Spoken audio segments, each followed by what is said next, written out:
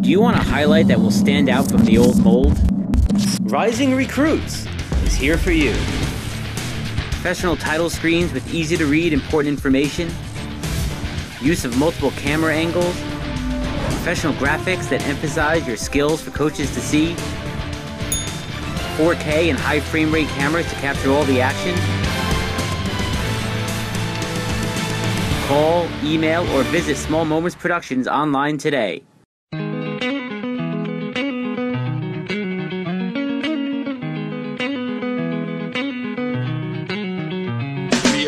In the Circle, NorthJerseySports.com's original multimedia series talking all things softball across North Jersey. This is Season 4, Episode 2, and we're starting to get a little bit of a clearer picture of who is good, who is medium, and who's not so good. So things are starting to shape up here around North Jersey, playing between raindrops all over the place. Hard to get a rhythm for a lot of these games, hard to stay warm. But we are warm and toasty on this edition. I am Corey Doviak, being joined by my illustrious panel of North Jersey softball insiders, starting with the great Richie Ballgame Barton. What's up, Richie B? Not much. What's going on with you? I am very excited to be talking about softball here, because it is not raining in my office where I do this, and it is just killing the flow of this softball season. Can you kind of knock it off about the rain already? What are you gonna do? It's raining. Don't be that person. Like the person that posts on their Facebook, "Oh, raining on a Monday. Can't wait for this day to end." Those people drive me insane. You know what else drives me insane? By the way, go ahead. Before you introduce our other co-hosts, car commercials when they say "Oh, this car won," 2014 car of the year or whatever. Does that make anybody buy a car ever? No. It's kind of like being named Richie Barton's worst dressed coach of the year. It really doesn't mean anything. Right. It doesn't deter that person from dressing terribly year after year. I have somebody in mind as we're having this conversation. I thought you were going to say, when you say, what else drives me crazy, I thought you were actually going to introduce our other co-host as we welcome in the one and only, the retired softball coach, Mark Aug. What's going on, Augie? Just hanging in there, guys.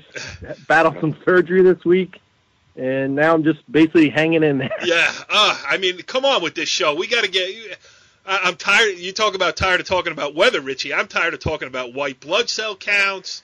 I'm tired of. I want to talk about 3-2 counts, not white blood cell counts.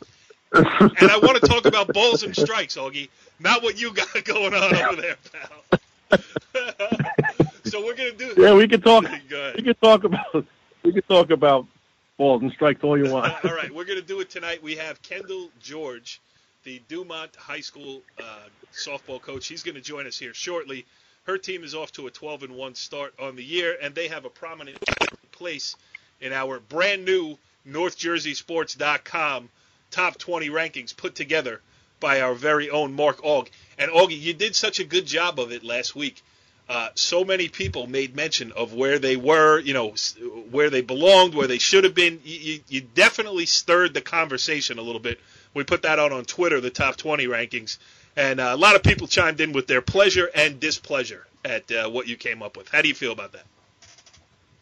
Well, it started right from our fellow co-host, Richie Ballgame Barton, so... if it comes from the best, I guess I could take the criticism. Right. You didn't put Weehawken in, and it was a sore spot for Richie B. Oh, boy. You got taken to the cleaners a little bit off the air about that, too. I mean, he had stats and spreadsheets and everything else. Well, I was ready, prepared, as always, sort of. Well, we will see if Weehawken has played its way into the top 20. We're going to go over that shortly, but before we do, I want to get right to this interview because I am excited to have this guest on this edition of In the Circle as we welcome in on the Complete Performance Baseball Academy hotline, none other than Dumont head coach Kendall George. Coach, thanks for joining us here on In the Circle. Thank you so much for having me. Yes, well, I am glad to have you because I needed an extra healthy body on the show tonight. You certainly fit the bill. So let's talk about a healthy program that you got going on over there at Dumont. 13 games in the season. You have won 12 of them. That's a pretty good start to this season, coming off a historic season last year. Just give us a little rundown of what's going on with the Huskies. So we're off to a pretty good start. We knew that coming in this year it would be a little different than last year because we knew that everyone knew that we were going to be a pretty good team. So we weren't going to be able to be a sleeper like last year.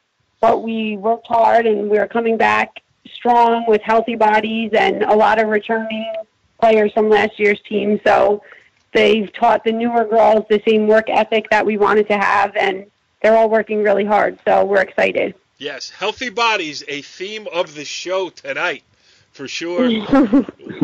One of them working his way back into such tip-top condition is our own Richie Ballgame. And Richie B., you were a huge athletic supporter of the Dumont Huskies softball team last year, so take it away, pal. Well, still am, but now it's just in spirit. I just, I'm not at the games there. Right. Kendall, talk about, really you've been scoring runs in bunches. Last year, the hitting was, inconsistent. You really didn't know from, each time through the lineup what you were going to get. But now you got 6 girls hitting over 350. Sweeney is one of the top hitters, power and otherwise in Bergen County. But, when you have the Courtney DeLauries and the Eva Eaters and Lauren Neveo and Jasmine Vera, when you have girls like that, Ariana Pena, when you have girls like that length in your lineup and you can't really pitch around anyone, talk about what a luxury that is for you as a coach. It's been wonderful. We thought that we were going to get pitched around to a lot this year, knowing what the success Jen had last year.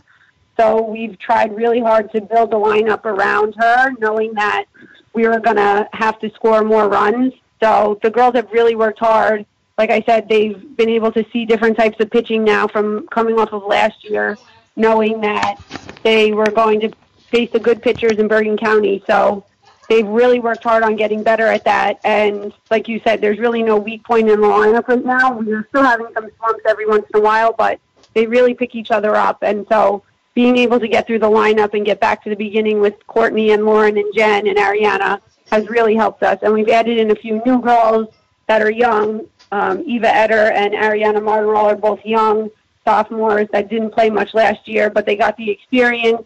And so they know that they had to work hard, and they've really been hitting well, too. Go ahead, Augie. Ask her where Dumont is. It's off what? Isn't it somewhere? Yeah. Yep. Listen, no, Richie just talked about all your great, all returning players. But,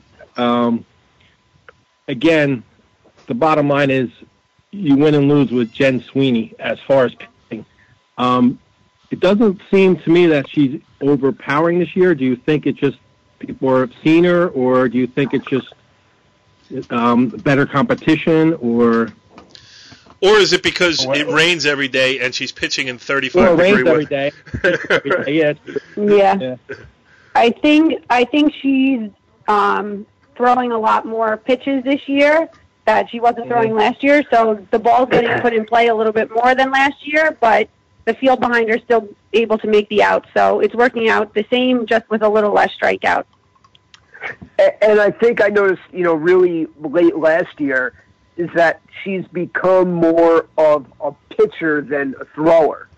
Yeah. I kind of felt like as a sophomore, she felt like if she didn't strike a girl out, that, anything could happen. But instead of just throwing heat pretty much every single pitch, she's become more of a thinker because, when you get to the higher levels, pretty much everyone can hit a fastball. But, who can hit the rides, who can hit the change, and then when you leave them off balance and leave them guessing, it gives you a big advantage. Yeah, and Devin Davis has been her catcher for a long time now, since they were very young. So the two of them work really well together, and Devin knows what works on certain days and what doesn't work, and they talk it out, they figure it out together. So they've really worked hard on mixing up everything and getting to those pitches that maybe she wasn't as comfortable with last year.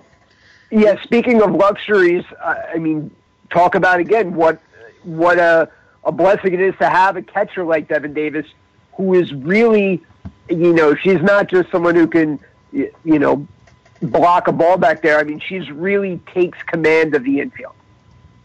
She does. She really leads everybody silently, kind of. Like, I think she's kind of overpowered sometimes by the Courtneys and Jen and everybody, but she really does a great job of leading the team and knowing, like I said, what works and what doesn't work. And she takes control. She calls timeouts when she needs to. So she's really become quite a leader on the team. Are you done, Richie? Can somebody else get a word in edgewise here? I mean, you're doing your best. Listen, now you know how it feels. Now you know how it feels. I was just going to say you're doing your best Corey Doviak impression tonight. You're monopolizing all. I was like, don't get me on. Yeah, listen. Once you get Dumont softball, I mean, this is this is turning into my show here, buddy. Hey, Kendall, do you find Richie creepy at all? I mean, is he a little bit weird? No, not until they start losing when I show up again. Well, that's when when it gets bad. Yeah. So how about for you now? I mean, you took over this program as a young coach. Last year you led it to the best season in school history. I mean, Bergen County Final Four is a big deal. How has this year been different? I mean, not only are you coaching a lot of the same girls, but you're going through this for the first time yourself as a coach who is, in charge of a program that has high expectations that people expect to, duplicate or at least come close to what you guys did last year. How's this year been different from last for you? I think the same thing as the girls. I'm still learning to make sure that everything's the right way and the way that it should be. And I think coming off a season from last year, I had such high expectations that I'm really glad that we're able to live up to it as a whole so far. And we still have a lot more that we want to accomplish this year. And for myself, I know that I look forward to going to the games all the time and seeing the girls and getting to be with them and experience for the seniors their last go around with it. So it's been great. What else you got, Og? Well, there's one, not to dwell on your one loss, but as a coach, I always wondered what another coach would say to a team that you just lost to, who happens to be very good, Ramsey. What do you say to a team after that to try to put it behind them? When it was over that day, they were really upset, and I told them that you're not going to be perfect. Everything's not going to go the way you want it to go all the time. You came in here thinking that it was going to be the way that you wanted, but it didn't turn out that way. We have to put it behind us. We were actually in Ramsey, so I told them, once you get on the bus, you're leaving all of these negative thoughts here. We're not bringing it with us back. We still have a lot more to accomplish and a lot more games to come, and if we drag it along with us, then it's going to end up hurting us and stopping us from what we want to accomplish. So they did a good job after the loss of Ramsey, because Ramsey was a great team. So we know that we have to work hard if we want to stay up there with the Ramseys and the IHAs and the great teams in Bergen County. So they, like I said, they did a good job of leaving it behind them and realizing that they have to work every single day in order to stay where they want. Okay, Kendall, now it is time for me to apologize for the actions of my co-host over there, Augie. He asked you two questions. Why isn't Jen Sweeney striking anybody out? And please elaborate on your lone loss of the season. Give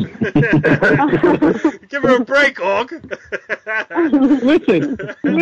Richie B's smoozing her to no end. I got to throw a couple negatives in there. Well, maybe if you headed out to a Husky game once in a while. All right, sorry, I was on the beat last year. What do you want me to do? So great, Augie. I love it. Maybe I could have crawled. Maybe I could have crawled over to see a JV game at Rampo or something. I don't know. There you go. We'd love to have you guys down there. The girls would be very excited to see you. Well, Kendall, I'm coming to a game. I promise. I'm on two good legs. I got all my parts in order, Right. so I will be do a game here shortly if it ever stops raining. I'm not. Well, we'll be wearing our Rich Barton T-shirts on Saturday at Northern Valley Demarest if you'd like to come see us there. You're at Northern Valley Demarest. See, that's like. Well, we're playing Northern Highlands, but it's the Northern Valley Demarest tournament. See, that's bribery. The Susan B. Yeah, the breast cancer challenge. Yeah. Right in your backyard. Just saying, buddy. That's true. I can walk to the game. So now you're talking. You better show up, Corey. So how about, you're a good person to ask here because you are in, towards the top of the pecking order here in Bergen County. Talk about this, upcoming Bergen County tournament a little bit here. You mentioned the Ramseys. You mentioned the IHAs. Ramsey, you played head up. Old Japan off to a great start. Immaculate Conception rounding into form. But I don't feel like, I saw IHA once. Haven't seen Ramsey. I've seen highlights on NorthJerseySports.com. But it seems like it's tighter, probably 1 through 8 than it has been in a while. It wouldn't be surprising for me to see like, a 4, a 6, and an 8 maybe get to a semifinal. How do you feel about, Bergen County softball overall? I think the tournament's going to be fun to cover because I don't know if anybody's sure who's going to win going into it. I think so too. Like I said, Ramsey was great. They were a very well-rounded team. We also played Mawa, who was a great, well-rounded team as well. So I think, like you said, the top 10 are really very close, neck and neck, and it really could be anybody's game. As long as everyone has their pitchers going strong and their hitters, it could go to anybody. Yep. All right, Richie B, we can't let her out of here. Let her out of here without asking you if you have anything else to cover. I mean, you got a notebook full of Dumont trivia and questions. Go ahead. No, I got them all out in one shot. I just I try to get as many Husky questions. I mean, is there basically, what is the one thing that you really feel you need to work on and improve upon come tournament time? I think their overall consistency and staying positive with themselves. They sometimes get down because of the success that we've had.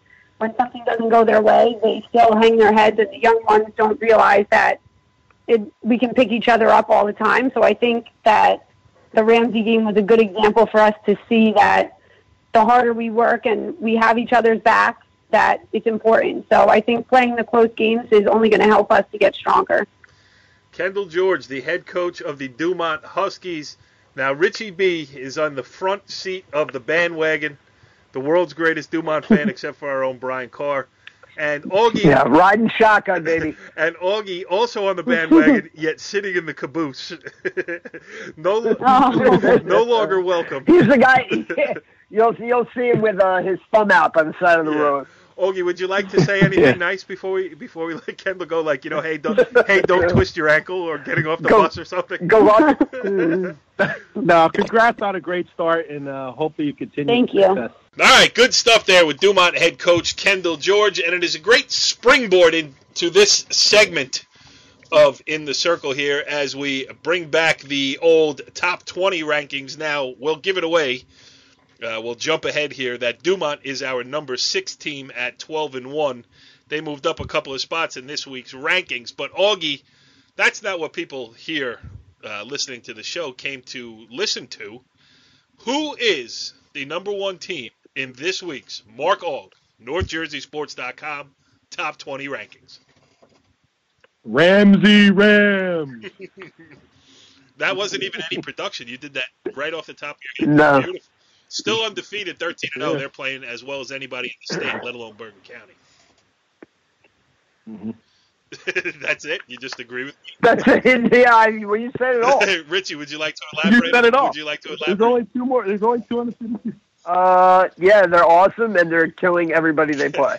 They're just slaughtering teams, and they're number 1. It is that type of analysis that people have come to expect here from the illustrious panel of North Jersey softball insiders right here on NorthJerseySports.com. So, all right, enough said about that. But, I am intrigued by number 2. IHA pulled this last year when they lost their season opener and then went on to sweep the rest of the season, finished as the number 1 team in the state. 2 losses early this season, but now 10-2, and the Blue Eagles are looking good again. Yes, the Blue Eagles, who I think there was a guy named Augie who said they went wire to wire. I don't think there was anybody in the state who had them wire to wire last year. But IHA is rounding in the form, and it should make for an interesting county tournament when the seedings come out next week. Yes, one team that is not in the Bergen County tournament because they play in Passaic County is our number 3 team, DePaul, the Lady Spartans, Richie B., looking every bit the contender in non-public North A, especially with the play of our current NorthJerseySports.com athlete of the week, Amanda Ayala. Yeah, I mean, again, it's not often that you see, she's committed to Tennessee. Not often you see a player from North Jersey as talented of players as we've had here that you see someone going that high level to, really a national powerhouse. But she is the real deal, and she's leading the way, and they got plenty of other bats in that lineup too.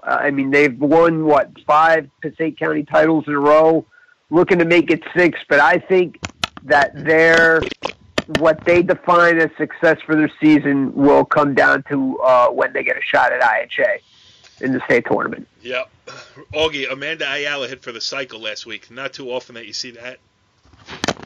No, and you don't want me to mention again that she was the athlete of the week? Right. Did you go back and listen to last week's show? I think I like duplicating that. Right. Remind people. Yes. Number 4, Augie. Listen, I have to divest myself. What do they call that? I have to excuse myself from deliberations about the number 4 team in your poll. I will simply say that you have Old Tappan, number 4 at 10-2 on the season as of Tuesday night. When we tape this on Wednesday night. Sorry. But caveat here. Throw it in there, Augie. Nothing? Throw it in there. They lost to Ridgewood today, 3-2. Oh, they played today, huh? Wow. Oh, they played. Lost 3-2. That's true. I retweeted a lot of that stuff. Go ahead. Well, they had a big win. They got a revenge win over Teaneck earlier in the week. Bumped them all the way up to 4, but obviously things will be changing next week. Yes. Well, Old Tappan here, I retweeted. I don't know who the Barking Bear is on Twitter, but they added us and we retweeted their stuff. So just going back what they said, Old Tappan scored in the top of the 6th to tie the game with Ridgewood at 1-1, and then Ridgewood scored in the bottom of the 7th to beat Old Tappan 3-2. So competitive ball game there, and maybe Ridgewood, a team that's perennially in the top 10, not listed this year, but maybe they're starting to round into form too. Well, yeah, another team young and like Northern Highlands, sitting around 500 or just below. Yes, and they had that great senior class last year. They had high expectations and high hopes. They got upset early in the Bergen County tournament last year, and then flying under the radar early this year because of all the players they had to replace. But that's a good win for them, certainly, against Old Tappan, which leads us to one of Richie B's all-time favorite programs, the Immaculate Conception Blue Wolves. Richie B, number 5 at 11-3. Number 5, again, they're winning games, they're rounding into form, but, still having trouble scoring runs. Scored 5 late runs today to beat Beckton 6-0. But, again, Horohanich will have them ready for the tournament, and I think it's going to be interesting with them because they kind of fly a little bit under the radar this year. In past years, they've really been expected to be a contender for a county title, falling a little bit short. I think this year, maybe things turn out a little bit differently, that there's not as much pressure on them. Yeah, absolutely. Number 6, we mentioned already, had a long conversation with Kendall George. Dumont at 12-1 is number 6. And then right behind them, and the two teams that are inextricably linked together, Demarest at 9-3, Augie, they're number 7. You have one pitcher in Jen Sweeney pitching for Dumont, another Dumont kid in Mackenzie McGrath pitching for Demarest. So that's, that has been the storyline for the past couple of years. But Demarest has its act together now at 9-3. Yeah, and they had a big win this week over Sparta, who's going to be one of the contenders for Group 3. Nice 1-0 win, great pitching by Mackenzie, and that was a huge win for them. And then number 8 at Teaneck dropped the game. They are 10-2 now, but to say that Teaneck dropped to number 8 is still a high compliment for from where they started to where they are. Teaneck's still a side to be reckoned with, Og. Yes, they'll be around all season. They're not going to go anywhere. Richie's doing a great job over there, and they're going to be an interesting it's going to be interesting seeding this coming week with the counties. It'll be interesting where the rest of the coaches feel Teaneck deserves to be. Yes, and that's a great segue, Og, because next week on our edition of In the Circle, we'll hold off until we get the seedings for the Bergen County tournament, and we will make predictions. We'll have some coaches on, and we'll have some laughs with that. At number 9, Richie B, we got Mawa at 6-3. And they're a little bit of an up-and-down team. One day they look like a world beater, and the next day you scratch your head a little bit, but certainly a talented group that can make a run. Yeah, and, I mean, where do you see them in the counties? Because, again, it's really tough to say what to make of them. I mean, you could see them being seeded as high as, 5, 6. You could see them being 8. And let me tell you something. If I'm a top seed, whether it's Ramsey, IHU, whatever, I wouldn't want to see him in the quarterfinal. Emily August is tough, and when she gets off to a hot start, she generally stays hot. Yes. And then, Og, number 10 is all yours, pal. Where's Pequannock again? I know they're 11-3 because it says it here on my sheet, but that's about all I know. Morris County, of course. Whoop, but whoop, whoop. Them. Lost the number one Ramsey, and then lost to Mawa 4-3 in a nice game down at the Hops tournament. Yeah. So when was the last time we haven't covered Pequannock in forever? Not since I worked. Playing IH. Not since I worked at the Suburban Trends in 1996. There you go. That's it. But they are number 10 in the NorthJerseySports.com. Your hometown high school news source covering Bergen, Hudson, and Passaic County has number 10 Pequannock in there at 11-3. Well, all right, so let's go ahead. Well, we do have a resident of Morris County on the panel, so I don't know what you're talking about. A former resident. Now you are nestled in there in the heart. Whoa. Excuse me. Did ball game move out? Did you move out of where you are, ball game? Is that? Oh no, I'm in Morris County, but you know what? I have the the Castañas, to keep Morris County out of it. All right, so we traded an old resident for a new one. All right, let's run down the rest. Well, I do want to make mention of Indian Hills. Talk about a Jekyll and what is it? A Heckle and Jive team, Richie B. Yeah, but you know what they can do, which a lot of teams can't do, it seems, this season, is score a ton of runs and just be a nightmare on the base paths. If they can ever really, get the pitching figured out, which, with a win over Mawa, only allowing a tough Mawa team to score 2 runs, maybe that's what gets the wheels in motion. But Joe Light, I mean, he's gonna get people on base, and he's gonna create a lot of havoc, and they're gonna be a tough out too. Yeah, and I don't think they're that. And go ahead, Augie.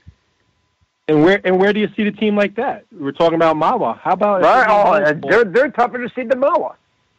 Oh my God!